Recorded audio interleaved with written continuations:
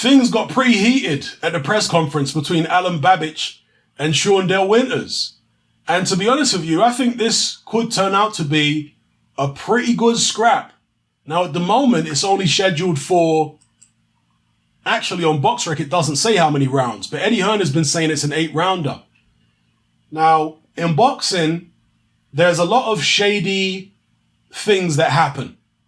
And one of the things that can happen is the number of rounds a fight is scheduled for can change at the last minute. Usually, somebody sees it as an advantage to either decrease the number of rounds or increase the number of rounds. An example I could give you would be David Haye versus Derek Chisora, where that fight, at least as far as I was aware and most of the public were aware, was scheduled for 12 rounds.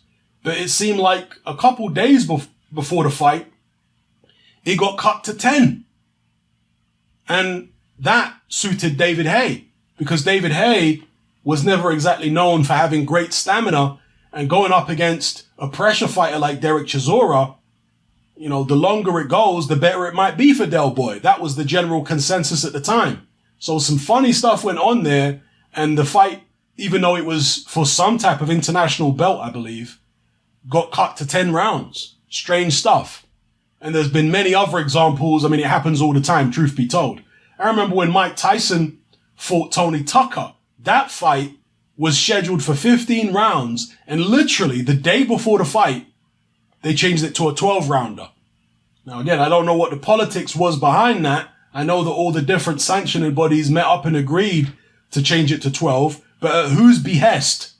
Was it, you know, Tyson's people who wanted it brought down to 12 rather than 15? Was it Tucker's people? I don't know.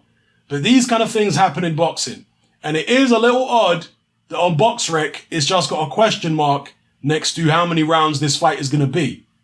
Because I have to imagine that one of the fighters is going to prefer a shorter fight and the other one may prefer a longer fight.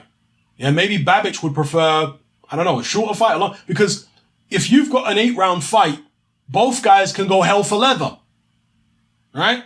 You don't have to pace yourself as much if it's only 8 rounds. Who would that favor? Would that favor Shawndell Winters or would that favor Babic? I personally think it might favor Shawndell Winters because of the fact that he's an older guy. He's 39 years of age, I believe, Shawndell Winters. Let me just click on his BoxRec here. Yeah, he's 39 years of age. And in the Parker fight, any of you who saw that, you would have seen that he's quite slick. He's pretty fast. He can move around well. And at the press conference, he said that he likes to stand and trade.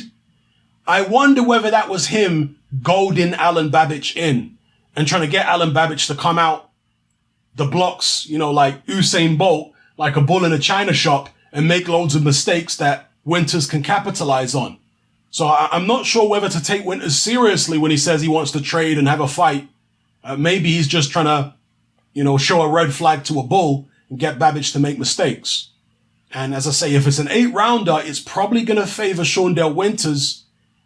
Is there a question mark over the number of rounds it is because they might change it to 10 to give Babic maybe a bit more time to close the ring down and wear his opponent out? Because again, if you look at the Joseph Parker fight, it took Parker a few rounds to pin Shawndell Winters down. Yeah. So it's going to be interesting, I think. If it's an 8-rounder, I think there's going to be more drama than if it's a 10 or 12-rounder. It's unlikely to be 12. But if it's a 10-rounder, I think maybe less drama. If it's an 8-rounder, more drama. Because from what I've seen of Shawndell Winters, he has some slick boxing ability there. It's not beyond the realms of possibility that he goes out there and starts outboxing Alen Babic. From what I've seen of Babic, and I have, looked at a couple of his amateur fights as well. Yes, he's strong, he's tough, he hits hard and all that kind of stuff. His head movement is not great. His hand speed is not bad because he's a pretty small heavyweight himself.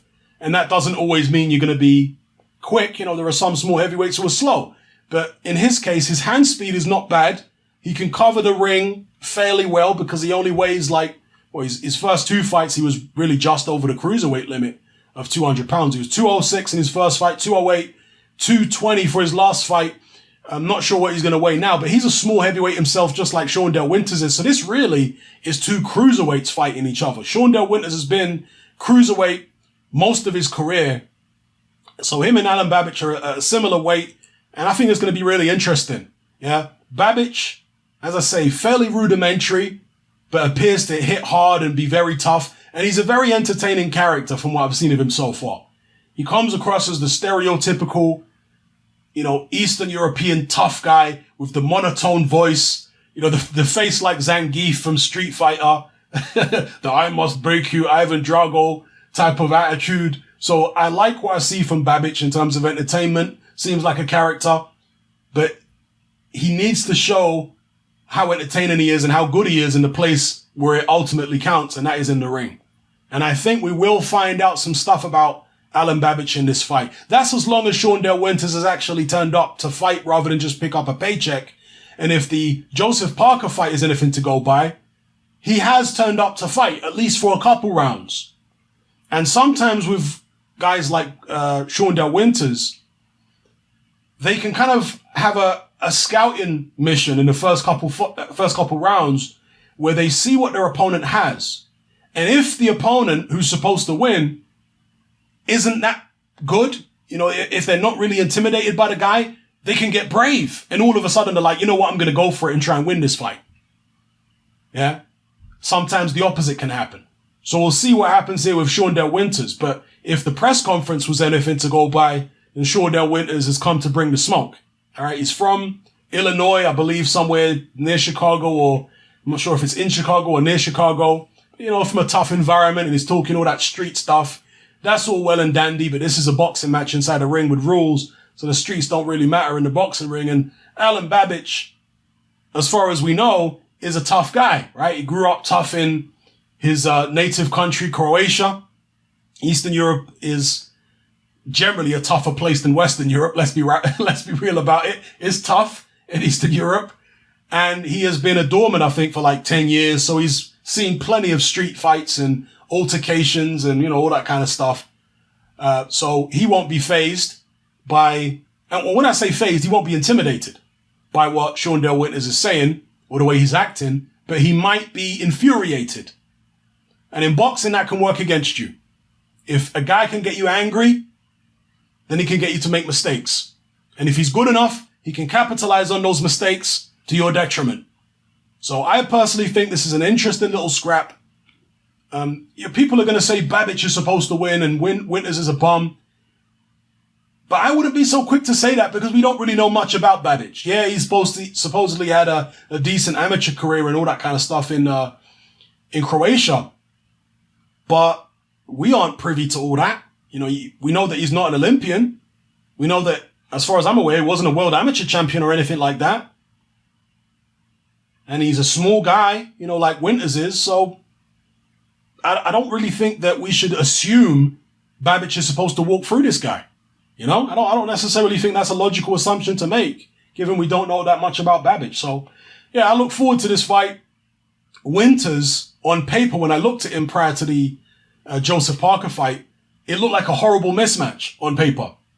But he turned out to have more ability than his record suggested. Yeah, he got stopped by Parker, no question about it. It was a conclusive finish. But he did give Parker a few issues before Parker managed to get to him. So, I don't know. Let me know what you guys think in the comment section below. Alen Babic versus Shawndell Winters. Are you looking forward to it? Does this make you feel better about paying £20 for this card? Or are you still kind of, aggrieved that we don't have maybe Martin Bakole versus Kuzmin or some other fights on the undercard to make the £20 feel more like value for money? Let me know in the comment section. And I'm sure there's a lot of people out there as well who are not going to be paying their £20. They'll be streaming this via whatever means.